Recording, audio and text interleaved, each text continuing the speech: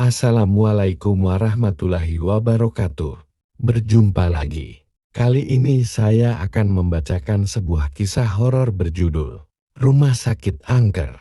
Jangan lupa untuk subscribe dan nyalakan lonceng agar dapat terus menyimak kisah horor mencekam terbaru dari kami. Selamat mendengarkan.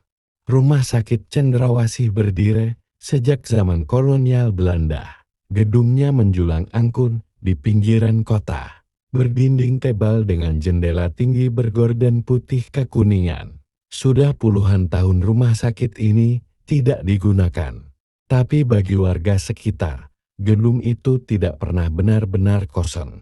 Dulu, ada bangsal khusus di lantai 3, bangsal 7, tempat para pasien jiwa dan mereka yang sudah tak bisa diselamatkan ditempatkan.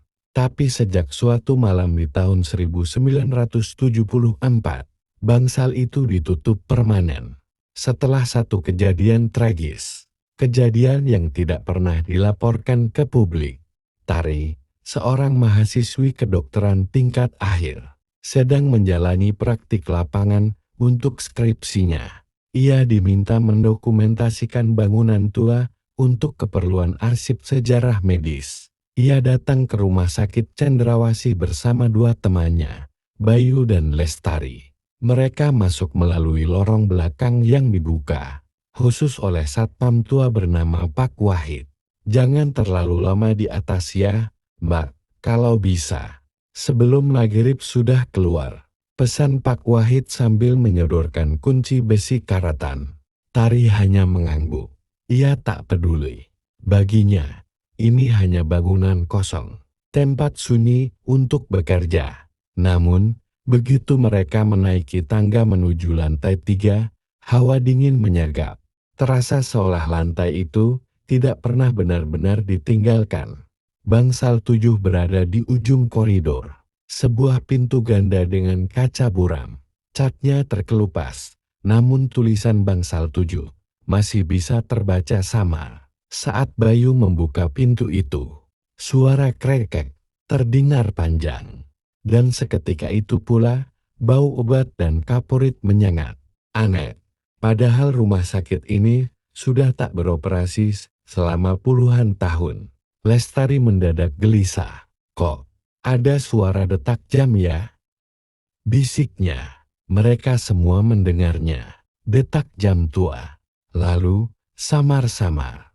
Suara langkah kaki, pelan, teratur, seperti sepatu kulit keras menyentuh lantai marmer.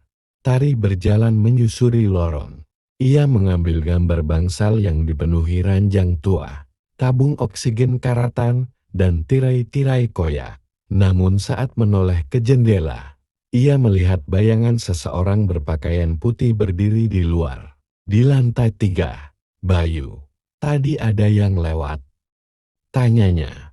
Bayu menggeleng. Tapi saat Lestari hendak bicara, ia tercekat. Di balik salah satu tirai, terlihat sepatu putih menghadap keluar ranjang. Ada seseorang berdiri di sana. Mereka mendekat pelan-pelan. Dan saat tirai disibat, kosong. Tapi suhu ruangan mendadak turun drastis.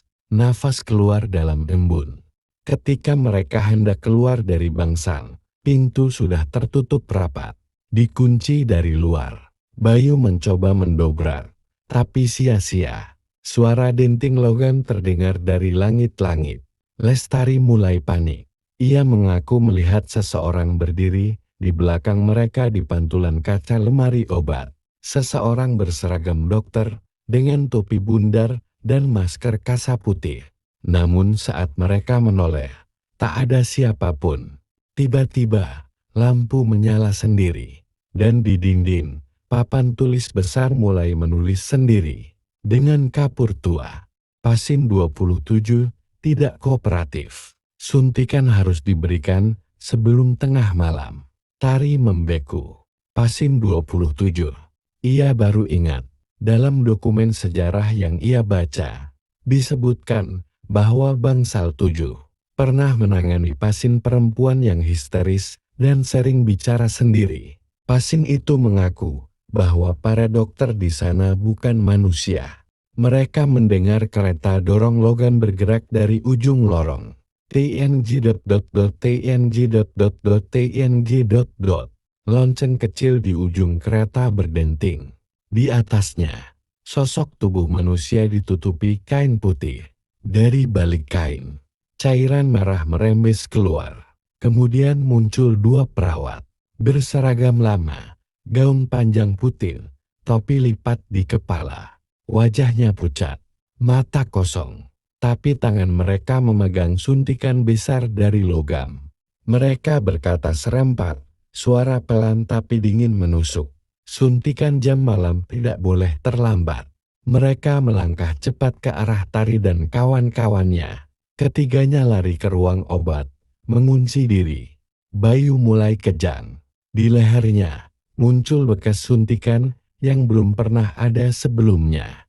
Darah menetes. Lestari menangis, tapi tiba-tiba ia menjerit. Di belakang mereka, sang dokter tua berdiri, tangan bersarung putih, mata hitam legam, bibirnya bergerak. Tapi suara yang keluar, seperti rekaman tua rusak. Tenang saja, ini hanya prosedur. Pak Wahid yang merasa tak enak, akhirnya menyusul mereka ke atas. Ia mendobrak pintu bangsal 7 dengan bantuan warga. Saat masuk, ruangan itu kosong. Tak ada alat, tak ada ranjang, tak ada papan tulis. Hanya debu dan jaring laba-laba. Namun, di pojok ruangan, ia menemukan kamera Tari.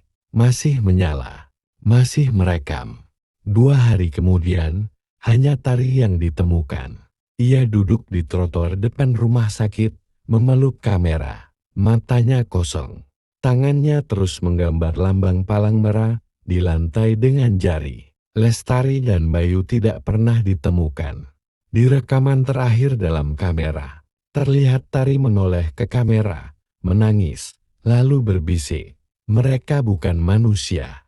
Mereka tidak pernah mati. Mereka hanya menunggu suntikan jam malam berikutnya. Dan layar menjadi gelap. Tapi di detik terakhir, suara lonceng kecil terdengar lagi. TNG.